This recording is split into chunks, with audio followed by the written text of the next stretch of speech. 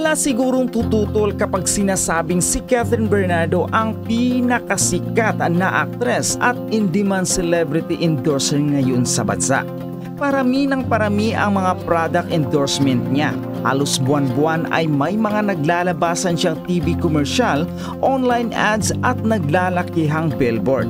Kamakailan lang halos magkakasunod ang mga endorsement shot niya. Nakadalawa siya agad in a week. Proud na proud ang mga followers ni Catherine kapag may bago itong ginawang advertising campaign at ilalabas na bagong endorsement. Super flex sila sa social media. Marami ring fan na nang uudyo kay Catherine na maging active ulit sa YouTube. May sariling YouTube channel siya, ang Everyday Cat, na may 4.18 million subscribers. Pero last year pa ang huli niyang upload. Imagine kung magiging active ulit sa YouTube si Catherine, siguradong milyon-milyon din ang added income niya rito. Grabe rin ang Asia's phenomenal superstar sa TikTok. Kahit wala siyang bagong content ay nakahamig na siya ng 9.5 billion views at patuloy pang tumataas ang numbers niyang Catherine Bernardo TikTok hashtag.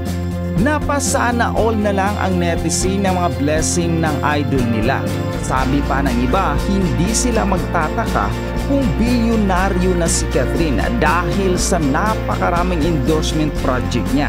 Saka ang rami rin niyang negosyo. Preview exposure ni Catherine Bernardo. Oo, syempre siyang Reyna doon, di ba? Siyang correct. Cover and napakaganda naman talaga ni Catherine. Kaya alam mo, kayo magagalit sa akin na mga Catherine. Hindi ko talaga bet yung damit ni Catherine eh. Bakit? Hindi ko parang katanya sinabi ko sa'yo, parang siyang project nung sa home economics na yung tela, binilugan mo, ginupit mo ng bilog yung tela, tapos tinahi mo doon sa pinakadulo, tapos sinigit mo, tapos lumabas na flower. Parang ganun. Sexy yung damit na parang may silhouette or parang nakatakpa. Parang hindi ko yata masyadong bet. Ang maganda nga na nakita ko yung pictorial ni Catherine. Oo, talaga doon sa preview talagang Diyosang-Diyosa naman ang lola niyo. Iba-ibang look niya ron eh, 'di ba? Meron siyang super long hair naman, 'di ba? Oo, long hair tapos ang ganda, ang ganda-ganda. Tapos meron siyang sobrang kita yung talaga niya, legs. Ayan, yan, ganyan. Kung yan, kaya lang kasi pang yan eh, pang magazine yan, kaya hindi siya pwede. Pero okay na rin kasi kung yun talaga yung yung ganun gusto ng glam team niya. Pero sa akin parang hindi ko bet. Mas gusto ko kay Catherine yung nailalabas talaga yung sexiness niya. Tapos nakabanat pa siya. Doon sinasabi na pag nakabanat daw ng buhok ang babae, doon mo daw makikita yung tunay mong ganda. Pero iba na kasi ngayon eh. Talaga? Oo, mas maganda kasi nakalugay dahil doon makikita yung ibang ganda ng babae. So, beauty pageant, oo, mas may puntos kapag ka nakabanat ka. Yung malinis lang yung buhok mo, hindi nakasabog ng ganun. Pero nonetheless, maganda rin naman talaga si Catherine kahit anong ipasuot mo sa kanya. Yun nga lang, hindi ko talaga bet yung kanyang suot nung preview. Parang may point ka nga. Ngayon ko lang nakita yung halos picture na yun eh. Yung ganyan, no? Oo. Diba? Well, ako naman, parang because of yung style ng damit, parang umiksi siya.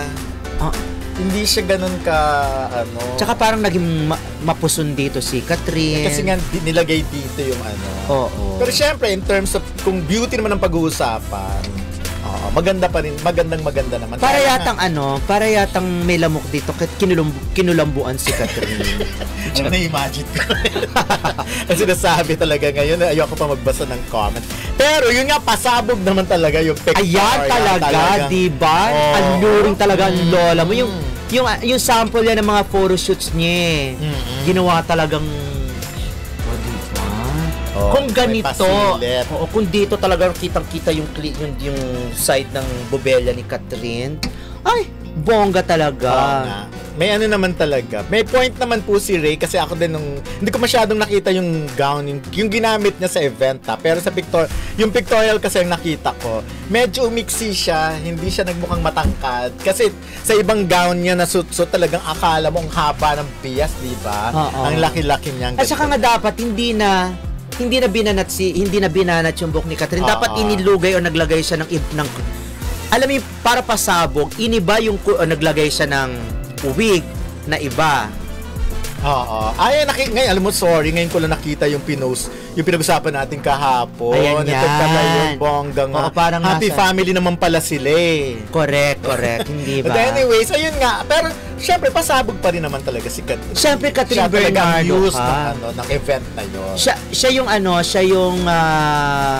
Siya yung model celebrity, cover model ng preview na banggit naman natin. Yes. Preview for the month of eto nga.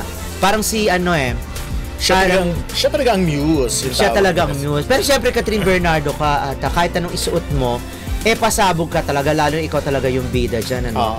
Yun nga lang, parang feeling ko, meron pang ibang mga choices ng gown na pwedeng ipasuot kay Catherine at yung, wag kayo magagalit sa akin yung mga tiga-glam, kailangan din naman natin silang kahit konti pitikin ng baka sakaling ma-improve or something, baka pero next time hindi na, kasi syempre pag nakabasa sila or nakita sila ng ganong opinion, nakarinig, inaaral naman nila yun. Siguro hindi mo naman sila nilalait, nilait mo siguro lang, kaya siguro ginawang malinis na yung buhok ni Catherine kasi nga may nakita na sa kanya, nakita na yung legs, nakita na yung chan, di ba, nakita na yung ganyan.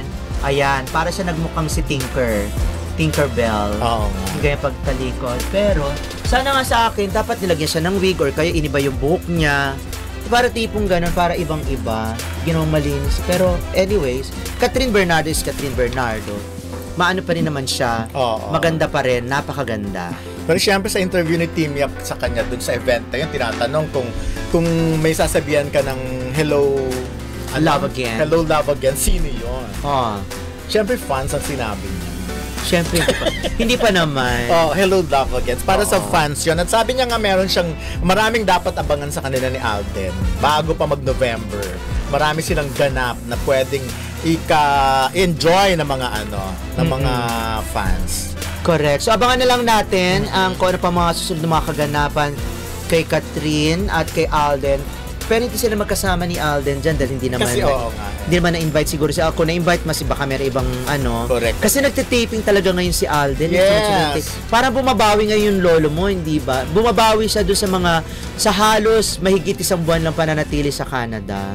Tsaka kasi yun, 100 episodes yun sa Netflix yung Pulang Araw. Ngayon nasa 32 pa lang. At saka hinahanap kasi si Alden. Kaya nga nagre-rate din yung Pulang Araw.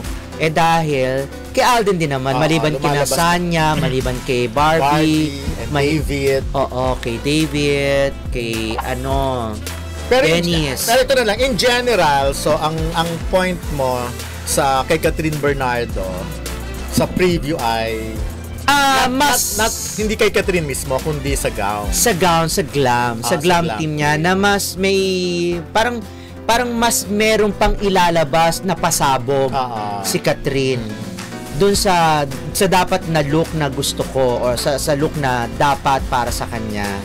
Well, siguro para hindi rin matakpan yung mga cover na ginawa. O dapat ba yung isa sa cover doon gano'n ang look niya, no? Hindi naman gano'n look, pero ewan ko, para kasi mas gusto ko kay Catherine, katulad, di ba, iniba na nga yung buhok niya, di ba? Nagiba na rin siya ng kulay ng buhok, di ba? Mga gano'n, nagpa-ikli siya ng nag-wig na nga siya dun sa kanyang mga pictorial. Yung mga gano'n, para lang may pasabog, wow, ibang Catherine.